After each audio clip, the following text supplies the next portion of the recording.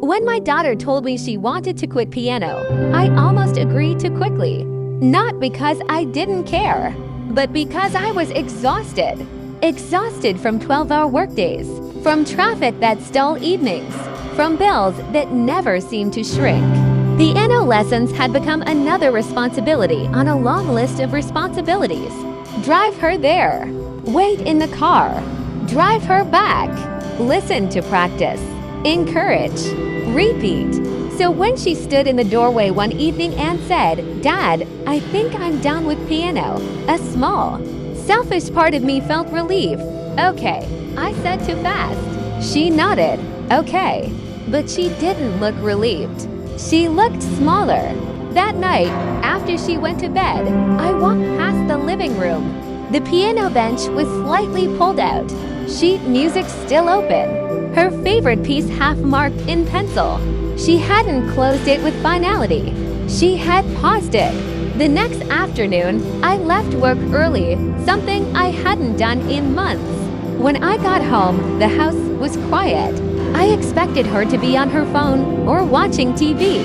Instead, she was sitting at the piano, not playing, just staring at the keys. "Thought you quit," I said gently. She shrugged. "I don't know." That answer carried more weight than I expected. I sat beside her. Up close, I noticed the tension in her shoulders, the way her fingers hovered but didn't press down. "Why do you want to stop?" I asked. She hesitated longer this time. "Because I'm not good," she whispered. "Everyone else is better." There it was. Not boredom, not laziness, comparison. At 12 years old, she had already learned to measure herself against others. "Who told you that?" I asked. "No one," she said.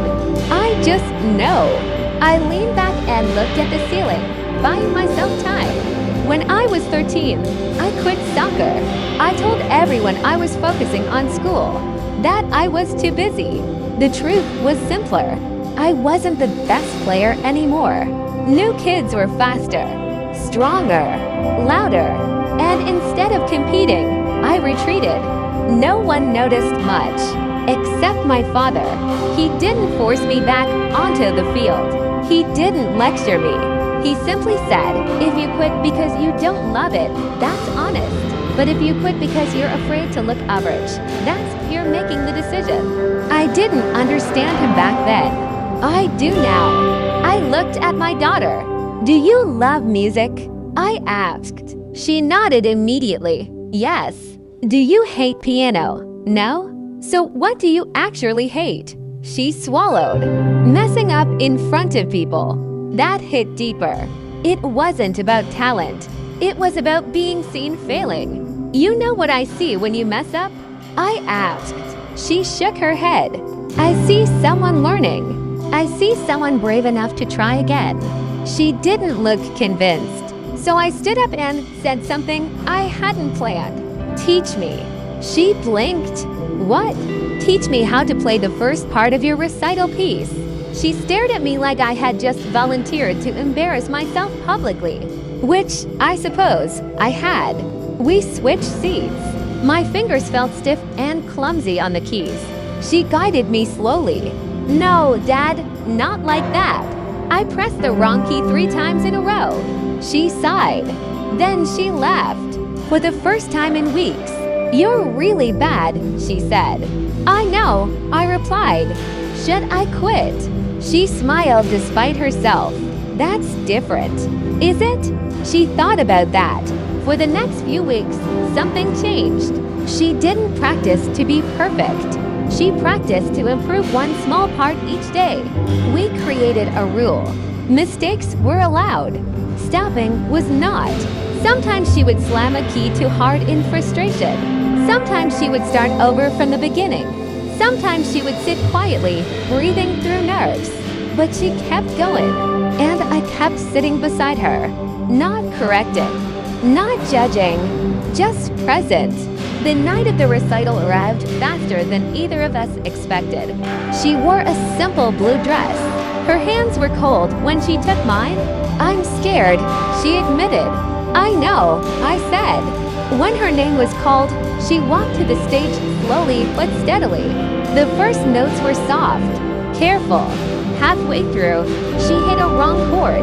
I saw it in her eyes, the split second of panic, the old reflex to stop, to close the lid, to escape.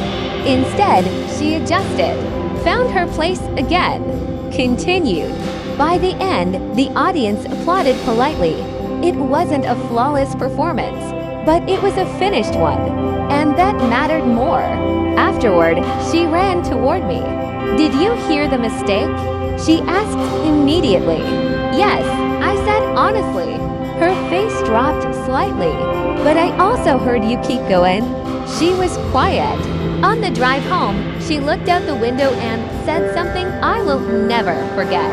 "I think I was more afraid of stopping than of messing up." That was the moment I realized something important. Being a father isn't about removing fear from your child's life. It's about teaching them how to move through it. She didn't need me to push her. She needed me to sit beside her, to be bad at piano, to laugh at wrong notes, to show her that failure isn't identity. It's just a moment. A year later, she still plays, not because she wants to be the best, but because she learned she doesn't have to be. And sometimes, the greatest thing a father can give his daughter isn't protection from failure. It's permission to continue.